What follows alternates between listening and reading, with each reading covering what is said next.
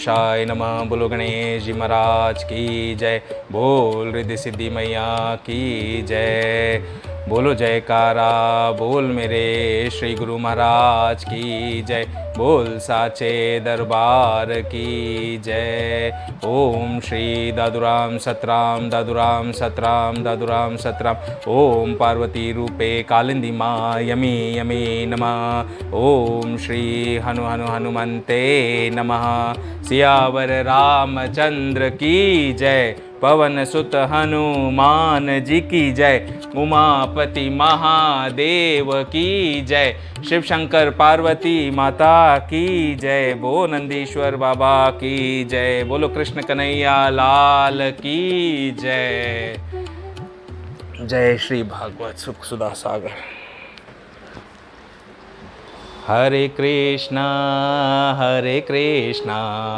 कृष्णा कृष्णा हरे हरे, हरे रामा रामा रामा हरे हरे। हरे कृष्णा कृष्णा कृष्णा हरे हरे, हरे रामा रामा रामा हरे हरे। जय हो कृष्ण कन्हैया लाल की जय। तो आज हम पढ़ रहे हैं श्री शुक सुधा सागर यानी श्रीमद् भागवत का प्रथम स्कंद के 12वें अध्याय में हैं हम। प्रथम स्कंद के 12वें अध्याय में जहां पर शुरू होगा परीक्षित का जन्म। परीक्षित को जानते हो कौन है? परीक्षित कौन है? अभिमन्यु का बेटा यानी अर्जुन का पोता। तो अर्जुन के पोते से ही ये भागवत का शुभारंभ हुआ था, उसके जीवन से ही। तो वहीं से हम इस अध्याय को शुरू कर रहे हैं 12वें अध्याय में। और 12वें अध्याय में परीक्षित का जन्म होगा। जो शुक सुधा सागर है, भागवत है, इसमें टोटल 12 स्कंद होते हैं, 12 स्कंद बोलते हैं। तो 12 चैप्टर्स में से हर एक स्कंद में अलग अलग अध्याय होते हैं और उनका मेन सब्जेक्ट टॉपिक होता है। जैसे इसका दिया हुआ है परीक्षित का जन्म। तो परीक्षित का जन्म कैसे हुआ, फिर उनके जीवन काल में क्या क्या हुआ, कैसे भागवत उन्होंने सुनी और भागवत के सुनने से उन्हें क्या लाभ हुआ, वो हम सब समझेंगे और सुनेंगे। तो शौनक जी ने कहा, अश्वत्थामा ने जो अत्यंत तेजस्वी ब्रह्मास्त्र चलाया था उससे उत्तरा का गर्भ नष्ट हो गया था, परंतु भगवान ने उसे पुनः जीवित कर दिया था। तो अश्वत्थामा द्रोणाचार्य का पुत्र था। द्रोणाचार्य के पुत्र ने जो ब्रह्मास्त्र चलाया था उससे उत्तरा कौन थी? अभिमन्यु की पत्नी। उनका गर्भ नष्ट हो गया था, लेकिन प्रभु श्री कृष्ण ने वापस से उसे जीवित कर दिया था। उस गर्भ से पैदा हुए महाज्ञानी महात्मा परीक्षित के, जिन्हें सुखदेव जी ने ज्ञानोपदेश दिया था, जन्म कर्म मृत्यु और उसके बाद जो गति उन्हें प्राप्त हुई, वह सब यदि आप ठीक समझे तो कहें, हम लोग बड़ी श्रद्धा के साथ सुनना चाहते हैं। तो यहाँ पर शौनक जी जो है वो सूत जी से पूछ रहे हैं कि जब परीक्षित जी का जन्म हुआ था तो जन्म होने के बाद उनके जन्म में क्या क्या हुआ, उन्होंने कौन कौन से कर्म किए, इतने बड़े महात्मा थे तो उनके जीवन काल में कैसा कैसा हुआ और जीवन के बाद उनकी क्या गति हुई है, वो शौनक जी सूत जी से पूछ रहे हैं और कह रहे हैं कि यदि आपकी कृपा हो तो आप हमें समझाकर बताइए। तो सूत जी ने कहा, धर्मराज युधिष्ठिर अपनी प्रजा को प्रसन्न रखते हुए पिता के समान उसका पालन करने लगे। भगवान श्री कृष्ण के चरण कमलों के सेवन से वे समस्त भोगों से निस्मृत तो हो गए थे। शौनकादि ऋषियों, उनके पास अतुल संपत्ति थी। किनके पास? पांडवों के पास में। महाभारत के युद्ध के बाद की कथा है कि क्या क्या हुआ। उन्होंने बड़े बड़े यज्ञ किए थे तथा उनके फल स्वरूप श्रेष्ठ लोकों का अधिकार प्राप्त किया था। उनकी रानियां और भाई अनुकूल थे। रानी और भाई अनुकूल होने का मतलब सब उनके हिसाब से चलते थे, सब उनसे प्रेम करते थे, एक दूसरे में प्रेम सद्भावना सब बनी रहती थी परिवार में, इसलिए बोला जाता है कि उनके अनुकूल थे। उनके फलस्वरूप श्रेष्ठ लोकों को अधिकार प्राप्त किया था। उनकी रानियां और भाई अनुकूल थे, सारी पृथ्वी उनकी थी। वे जम्बू द्वीप के स्वामी थे और उनकी कीर्ति स्वर्ग तक फैली हुई थी।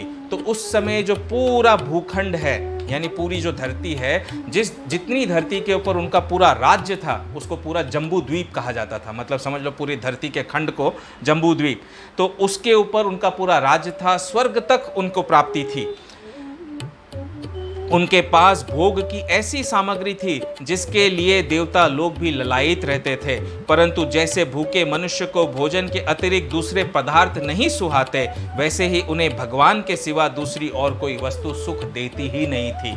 देखो, इसी को कहते हैं संसार में रहते हुए, संसार के सारे सुखों को भोगते हुए भी उन भोगों में लिप्त नहीं होना। तो युधिष्ठिर, पांडवों के पास में सारे सुख थे, सारा साम्राज्य था, खाने पीने की कोई कमी नहीं थी, पहनने ओढ़ने की कोई कमी नहीं थी, लेकिन उन्हें सबसे बड़ा सुख किस में मिलता था? भगवान श्री कृष्ण के प्रेम में, उनकी भक्ति में उनका मन लगता था, वही उनके लिए सबसे बड़ा सुख था। बोलो कृष्ण कन्हैया लाल की जय। शौनक जी, उत्तरा के गर्भ से स्थित वह वीर शिशु परीक्षित जब अश्वत्थामा के ब्रह्मास्त्र के तेज से जलने लगा, तब उसने देखा कि उसकी आंखों के सामने एक ज्योतिर्मय पुरुष है। अब देखो, ये उत्तरा के गर्भ में कौन था? परीक्षित जी थे, है ना, बच्चे के रूप में। एकदम 9 महीना बच्चा माता के गर्भ में रहता है, तो माता के गर्भ में जब वो 9 महीना थे, तो 9 महीने गर्भ में रहने के समय, उस समय जब अश्वत्थामा ने ब्रह्मास्त्र चलाया और वो एकदम से जलने लगे तेज से उस ब्रह्मास्त्र के, तब उन्होंने देखा कि उनके सामने गर्भ के अंदर ही एक ज्योतिर्मय पुरुष उत्पन्न हो गए। वह देखने में तो अंगूठे भर का है। ज्योतिर्मय पुरुष कितने थे? अंगूठे भर के। अब गर्भ के अंदर पुत्र है, बेटा है, जीव है, पल रहा है, तो उसको जो ज्योतिर्मय पुरुष दिखेगा वो तो इतना ही दिखेगा, बच्चा भी छोटा सा होता है एकदम। वह देखने में तो अंगूठे भर का है, परंतु उसका स्वरूप बहुत ही निर्मल है। अत्यंत सुंदर श्याम शरीर है, बिजली के समान चमकता हुआ पीतांबर धारण किए हुए है, सिर पर सोने का मुकुट झिलमिला रहा है। उस निर्विकार पुरुष के बड़े ही सुंदर लंबी लंबी 4 भुजाएं हैं, यानी चतुर्भुज रूप में भगवान श्री हरि के दर्शन परीक्षित जी ने माता के गर्भ में रहते हुए किए। उस कानों में तपाए हुए स्वर्ण के सुंदर कुंडल है। अब जैसे जैसे मैं भगवान का वर्णन पढ़ रहा हूँ, वैसे वैसे भगवान को अपनी आंखें बंद करके आप ध्यान करिए और देखो उस रूप में भगवान को, कि भगवान कैसे दिखते हैं। तो उसके कानों में स्वर्ण के सुंदर कुंडल है, आंखों में लालिमा है, हाथ में लुके के समान जलती हुई गदा लेकर उसे बार बार घुमाता जा रहा है और स्वयं शिशु के चारों ओर घूम रहा है। तो गदा को लिए ऐसे घूम रहे हैं वो चतुर्भुज पुरुष, और शिशु के चारों ओर घूमते जा रहे हैं उस ब्रह्मास्त्र के प्रभाव को रोकने के लिए। जैसे सूर्य अपनी किरणों से कुहेरे को भगा देता है, वैसे ही वह उस गदा के द्वारा ब्रह्मास्त्र के तेज को शांत करता जा रहा था।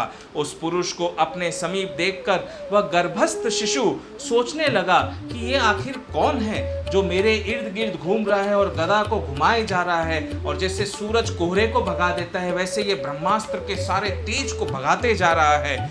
इस प्रकार इस माया के गर्भ शिशु के सामने ही धर्म रक्षक अप्रमेय भगवान श्री कृष्ण ब्रह्मास्त्र के तेज को शांत करके वहीं अंतर ध्यान हो गए। तो देखा, सारे ब्रह्मास्त्र के तेज को इस प्रकार भगवान ने शांत किया गर्भ में रहते हुए। ऐसी शक्ति है प्रभु की कि वो हम हमारे मुख से बोल ही नहीं सकते, हमारी वाणी उसको समझा ही नहीं सकती है। तो जो भगवान ने हमें वाणी दी, जो बुद्धि दी, जो मति दी, उसके हिसाब से जो समझाना है हम समझा रहे हैं। तदनंतर अनुकूल ग्रहों के उदय से युक्त समस्त सद्गुणों को विकसित करने वाले शुभ समय के पांडु के वंशधर परीक्षित का जन्म हुआ।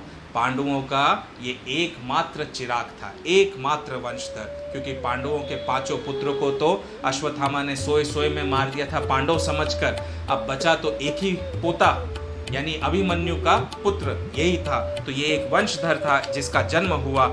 जन्म के समय ही वह बालक इतना तेजस्वी दिख पड़ता था मानो स्वयं पांडु ने ही फिर से जन्म ले लिया हो। एकदम साक्षात पांडु के समान तेजस्वी लगता था। पांडव कौन थे? पांडवों के पिता, समझे ना, उनके समान दिखता था।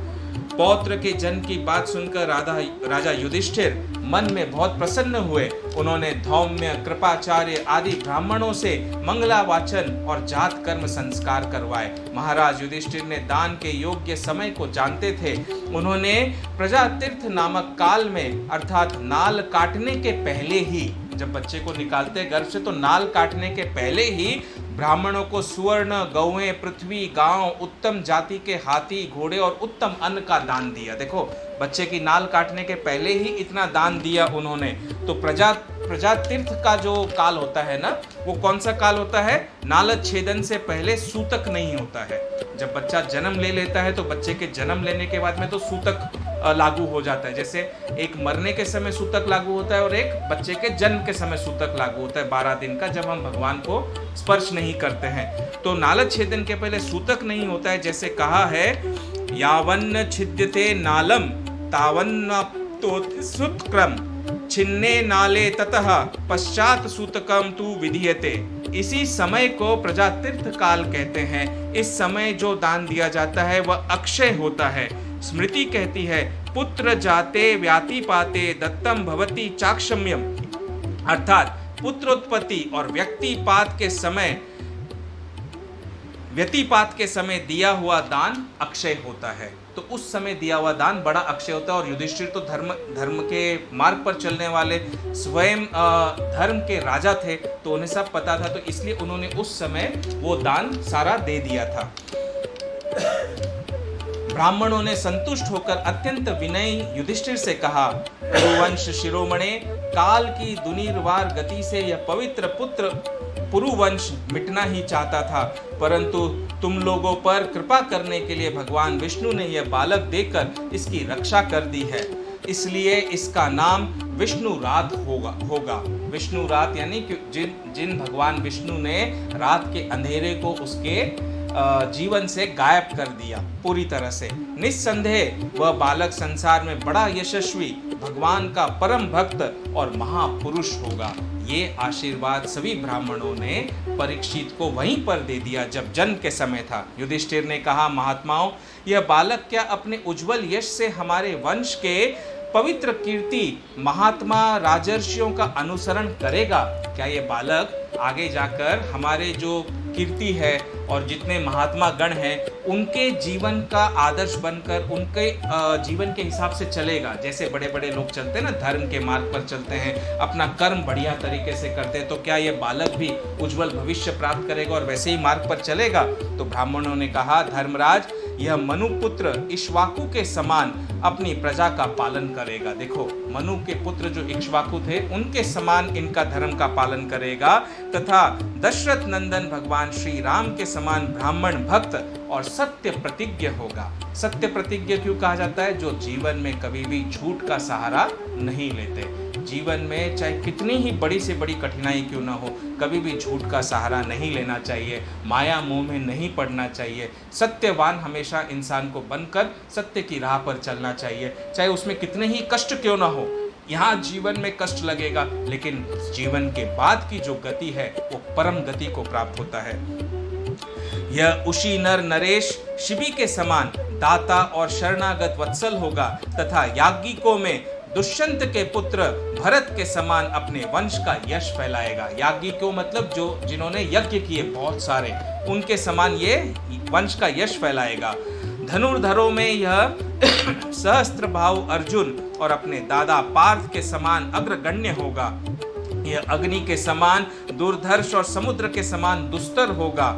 यह सिंह के समान पराक्रमी, हिमाचल की तरह आश्रय लेने योग्य, पृथ्वी के सदृश तितक्षु और माता पिता के समान सहनशील होगा। देखो, पुत्र के अंदर कौन कौन से गुण होंगे, वो सारे गुणों का उल्लेख किया जा रहा है कि इनमें कैसे गुण होंगे। इसके साथ साथ भागवत में ये भी बताया जाता है, जब हम इन गुणों को गाते हैं ना, इसका कहने का मतलब ये नहीं कि परीक्षित में कौन कौन से गुण होंगे। इसका इलिसिट मीनिंग, जैसे बोलते हैं ना, इम्प्लिसिट मीनिंग ये होता है कि आपके अंदर भी यही गुण होने चाहिए। संसार में जब जीवन में मनुष्य जन्म मिला है तो इसमें पितामह ब्रह्मा के समान समता रहेगी। भगवान शंकर की तरह वह कृपालु होगा। That means you also have to be compassionate, कृपालु, दयालु होना है आपको।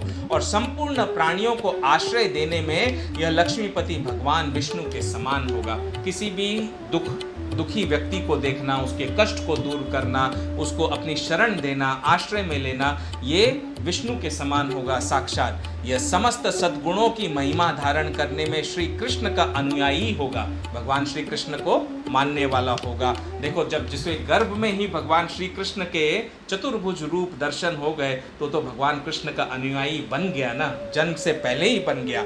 रंती देव के समान उदार होगा और ययाति के समान धार्मिक होगा। धार्मिक होने का मतलब अपनी ड्यूटीज और रिस्पॉन्सिबिलिटीज को धर्म के हिसाब से करना।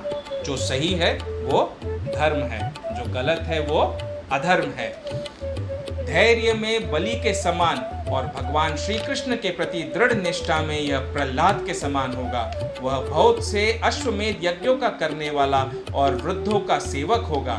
इसके पुत्र राजर्षि होंगे, तो इसके जो पुत्र होंगे परीक्षित के वो राजर्षि होंगे। पहले के जमाने में जो जितने ब्राह्मण होते थे इनमें इतना ज्ञान था, इतना साइंस की नॉलेज थी इनको कि ये सारे ग्रह नक्षत्रों को जानते थे। ग्रह नक्षत्रों को देखकर जीव जो जन्मा है उसके पूरे जीवन का काल सब कुछ बता देते थे। उसके कौन पुत्र होगा, उसके पुत्र कैसे होंगे, वो सब कुछ बता देते थे और वो सही निकलता था। इतना साइंस प्रबल था। अभी तो साइंस बहुत कम हो गया है, समझे ना, वो नॉलेज धीरे धीरे लुप्त होती गई है। मर्यादा का उल्लंघन करने वालों का यह दंड देगा। यह पृथ्वी माता और धर्म की रक्षा के लिए कलयुग का भी दमन करेगा। देखो, पृथ्वी माता और धर्म की रक्षा के लिए कलयुग का भी दमन करेगा। तो इतना भी ब्राह्मणों को पता था कि अभी हम द्वापर युग में हैं और द्वापर के बाद कलयुग आएगा, तो उस कलयुग का दमन भी जो है ये परीक्षित जी ही करेंगे। ब्राह्मण कुमार के शाप से तक्षक के द्वारा अपनी मृत्यु सुनकर यह सब की आसक्ति छोड़ देगा। देखो, इसकी मृत्यु कैसे होगी वो भी उन्होंने बताया कि ब्राह्मण कुमार के शाप से, इन्हें किसी ब्राह्मण कुमार का श्राप लगेगा और तक्षक नाग है बड़ा, सबसे बड़ा नाग, जहरीला, सबसे जहरीला, जिसके जहर से कोई बच नहीं सकता है। उस तक्षक के नाग द्वारा अपनी मृत्यु को जानकर समझकर ये सब चीज़ों में अपनी आसक्ति छोड़ देगा और भगवान के चरणों की शरण ले लेगा। तुरंत के तुरंत भगवान के चरणों की शरण लेगा। राजन, व्यास नंदन सुखदेव जी से यह आत्मा के यथार्थ स्वरूप का ज्ञान प्राप्त करेगा। सुखदेव जी से ये आत्मा का ज्ञान प्राप्त करेगा, जो एक्चुअल रियल नॉलेज होता है उसको प्राप्त करेगा और अंत में गंगा तट पर अपने शरीर को त्याग कर निश्चय ही अभय पद प्राप्त करेगा। तो गंगा जी के तट पर अपने शरीर का त्याग करेगा और अभय पद को प्राप्त करेगा, परम गति मिलेगी। तो देखो, जीवन के शुरुआत से लेकर जीवन के अंत तक का पूरा ब्यौरा इन्होंने, महात्मा जी ने, ब्राह्मणों ने युधिष्ठिर को, महाराज युधिष्ठिर को बता दिया कि आपके पौत्र का जीवन कैसे होगा, जीवन में वो क्या क्या करेगा, कलयुग का भी दमन कर देगा, धर्म के मार्ग पर चलेगा, सबकी सेवा करेगा, सबके लिए कृपालु होगा, दयालु होगा और अंत में सुखदेव जी के व्यास नंदन यानी व्यास जी के जो पुत्र हैं सुखदेव जी, उनके मुख से भागवत का पूरा प्रचार सुनकर फिर ये अपने प्राण त्यागेगा वहां पर। ज्योतिष शास्त्र के विशेषज्ञ ब्राह्मण राजा युधिष्ठिर को इस प्रकार बालक के जन्म लग्न का फल बताकर और भेंट पूजा लेकर अपने अपने घर चले गए।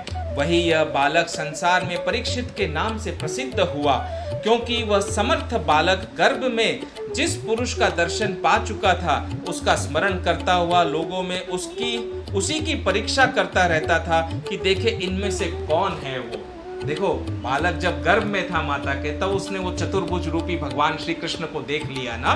तो देखने के बाद जब जन्म लिया और थोड़ा सा होश संभाला तो हर व्यक्ति में वो भगवान श्री कृष्ण को देखने की कोशिश करता था कि इन सारे जीवों में कौन है वो कृष्ण जो मुझे गर्भ में दिखाई दिए थे, जिन्होंने मेरी गर्भ में रक्षा की गदा लिए चतुर्भुज रूपधारी, वो कौन है, उन्हें परीक्षित जी ढूंढ रहे थे। जैसे याद है ना, बैजनाथ धाम में जब मैं गया, मैं हर एक में राम को ढूंढ रहा था कि मेरे राम लक्ष्मण सीता कहाँ हैं, किस में है। 3 दिन तक कंटिन्यू ढूंढते रहा कि इनमें तो राम लक्ष्मण सीता नहीं है, ये तो राम लक्ष्मण सीता नहीं है। लेकिन 3 दिन तक जब नहीं दिखाई दिए, बड़ा त्रस्त हो गया मन कि प्रभु दिखाई क्यों नहीं दे रहे, मिलने क्यों नहीं आ रहे। और आखिरी दिन जब हम सुबह सुबह गए, तब साक्षात श्री राम जी, लक्ष्मण जी और सीता माता के साथ में बैजनाथ धाम में मनुष्य रूप में आए दर्शन देने के लिए। और उनके दर्शन करने से पहले तो सबसे पहले चारों वेद वहां पर प्रकट हुए वो चारों वेद एक जैसी वेशभूषा में आए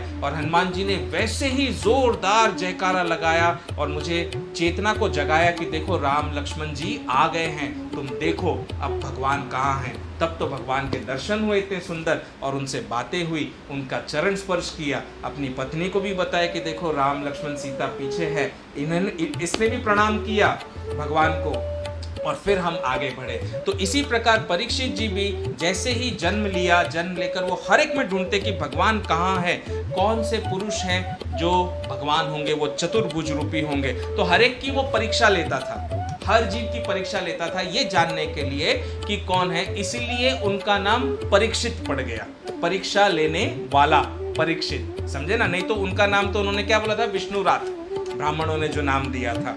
जैसे शुक्ल पक्ष के दिन प्रतिदिन चंद्रमा अपनी कलाओं से पूर्ण होता हुआ बढ़ता है, वैसे ही वह राजकुमार भी अपने गुरुजनों के लालन पालन से क्रमशः अनुदिन बढ़ता हुआ शीघ्र ही सयाना हो गया, बढ़ गया वो भी। इसी समय स्वजनों के वध का प्रायश्चित करने के लिए राजा युधिष्ठिर ने अश्वमेध यज्ञ के द्वारा भगवान की आराधना करने का विचार किया, परंतु प्रजा से वसूल किए हुए कर और दंड जुर्माने की रकम के अतिरिक्त और धन न होने के कारण वे बड़ी चिंता में पड़ गए। अब पांडवों ने जो महाभारत का घोर युद्ध किया था, उस घोर युद्ध में अपनों को ही मारना पड़ा था ना, क्योंकि वे पाप के मार्ग पर थे, वे अधर्म के मार्ग पर थे, तो उसका भी तो दोष लगता है। तो उस दोष से, उस पाप से निवारण पाने के लिए उन्होंने अश्वमेध यज्ञ करने का सोचा। लेकिन अश्वमेध यज्ञ करने के लिए पैसा बहुत चाहिए, धन चाहिए, धन के बिना तो संसार में जीवन चल नहीं सकता ना।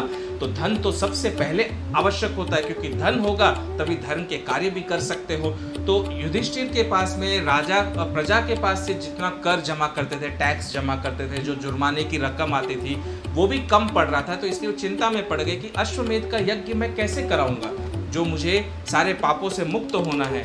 उनका अभिप्राय समझकर भगवान श्री कृष्ण की प्रेरणा से उनके भाई उत्तर दिशा में राजा मरुत और ब्राह्मणों द्वारा छोड़ा हुआ बहुत सा धन ले आए। तो उत्तर दिशा में भगवान श्री कृष्ण ने युधिष्ठिर के भाइयों को कहा कि आप उस दिशा में चले जाओ, वहां पर आपको धन की प्राप्ति होगी। तो राजा मरुत के द्वारा और ब्राह्मणों द्वारा बहुत सारा धन जो है ना वहां पर छोड़ा गया था। वैसे कहा जाता है यहाँ पर कि पूर्व काल में महाराज मरुत ने ऐसा यज्ञ किया था। महाराज मरुत जो थे बहुत पूर्व काल में, उन्होंने ऐसा यज्ञ किया था जिससे सभी पात्र स्वर्ण के थे। सभी पात्र जो थे किसके थे? गोल्ड के बने हुए, स्वर्ण के थे। यज्ञ समाप्त हो जाने पर उन्होंने वे पात्र उत्तर दिशा में फिकवा दिए थे। सारे सोने के पात्र उत्तर दिशा में, पात्र मतलब जिसके ऊपर भोग लगता है भगवान को, ब्राह्मण भोज करते हैं, समझे ना, प्लेट, वो सारे स्वर्ण के थे, वो सबके सब उन्होंने उत्तर दिशा में फिकवा दिए थे। उन्होंने ब्राह्मणों को भी इतना धन दिया कि वे उसे ले नहीं जा सके और वे भी उसे उत्तर दिशा में ही छोड़कर आगे चले गए। क्योंकि जो भगवान के निकट हो जाता है ना, भगवान से एकमय हो जाता है, उसके लिए धन, सोना, चांदी ये सब ना एकदम व्यर्थ के पदार्थ हो जाते हैं। हालांकि वो सारे भोगों को भोगता है लेकिन उसमें वो लिप्त नहीं होता है। जरूरत से ज्यादा धन होता है, चांदी होता है, सोना होता है, तो वो दान धर्म में दे देता है, लोगों की मदद करता है, कुएं बावड़ी खुदवाता है, स्कूल हॉस्पिटल खुलवाता है, वैसे सहायक बनता है, अपने ऊपर खर्च नहीं करता है। अपने लिए जीविकोपार्जन के लिए जितना धन की आवश्यकता है उसी का उपभोग करता है। तो ब्राह्मणों ने भी वो धन वहां पर फेंक दिया था। परित्यक्त धन पर राजा का अधिकार होता है। तो कोई भी धन अगर कोई फेंक देता है कहीं पर भी, तो वो धन अगर प्रजा को भी मिलता है तो भी उस धन के ऊपर राजा का अधिकार होता है। देखो ये ग्रंथ में हमारे लिखा हुआ है कि संसार में कहीं पर भी अगर धन मिलता है तो उसके ऊपर गड़ा हुआ धन हो या कोई भी धन हो, वो राजा का अधिकार होता है, जो तुम्हारे देश का राजा है। इसलिए उस धन को मंगवाकर भगवान ने युधिष्ठिर का यज्ञ करवाया।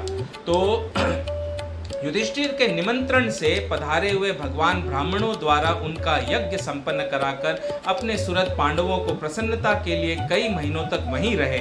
शौनक जी, सूत जी कह रहे हैं शौनक जी से कि इसके बाद भाइयों सहित राजा युधिष्ठिर और द्रौपदी से अनुमति लेकर अर्जुन के साथ यदुवंशियों से घिरे हुए भगवान श्री कृष्ण ने द्वारका के लिए प्रस्थान किया। तो कई महीनों तक यज्ञ के बाद अश्वमेध यज्ञ अच्छी तरह से संपन्न हो गया। अश्वमेध के यज्ञ के संपन्न संपन्न होने के बाद भगवान श्री कृष्ण को द्वारका जाना था, क्योंकि द्वारका में यादवों ने एकदम कहर मचा रखा था। अधर्मी हो गए थे सब, और अधर्मी होकर आपस में लड़ भिड़ने लग गए थे, खूब लड़ने लग गए थे।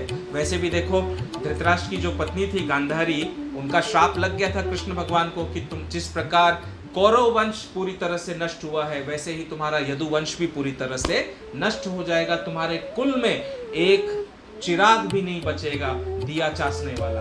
ऐसा श्राप गांधारी माता ने श्री कृष्ण को दिया था, और उसी श्राप के फल स्वरूप यदुवंशी आपस में लड़ने लग गए थे। तो उनके युद्ध में जाने के लिए, उन्हें रोकने का प्रयास करने के लिए भगवान श्री कृष्ण को द्वारका जाना था, लेकिन फिर भी पांडवों के प्रेम के कारण कई महीनों तक वो वहां पर रुके, और अंत में फिर उन्होंने द्वारका के लिए प्रस्थान किया। तो ये कथा थी परीक्षित के जन्म की कथा, और जन्म के समय क्या क्या कार्य हुए, और उनके पूरे जीवन काल को कैसे ब्राह्मणों ने जन्म के समय से लेकर मृत्यु समय तक का सारा कुछ ब्यौरा बता दिया कि उनका जीवन काल कैसा होगा और कैसे रहेगा। आगे का अध्याय है 13वां अध्याय, जहां पर विदुर जी के उपदेश से धृतराष्ट्र और गांधारी का वन में जाना होता है। तब तक के लिए चलिए हरे कृष्णा हरे राम का मंत्र करते हैं 2 बार। हरे कृष्णा कृष्ण कृष्ण हरे हरे, हरे राम राम राम हरे हरे, हरे कृष्णा कृष्ण कृष्ण हरे हरे, हरे राम राम राम हरे हरे, हरे कृष्णा कृष्ण कृष्ण हरे हरे, हरे राम राम राम हरे हरे, हरे कृष्णा कृष्ण कृष्ण हरे हरे, हरे राम राम राम हरे हरे, हरे कृष्णा कृष्ण कृष्ण हरे हरे, हरे राम राम राम हरे हरे। जय श्री राम, जय जय श्री राम।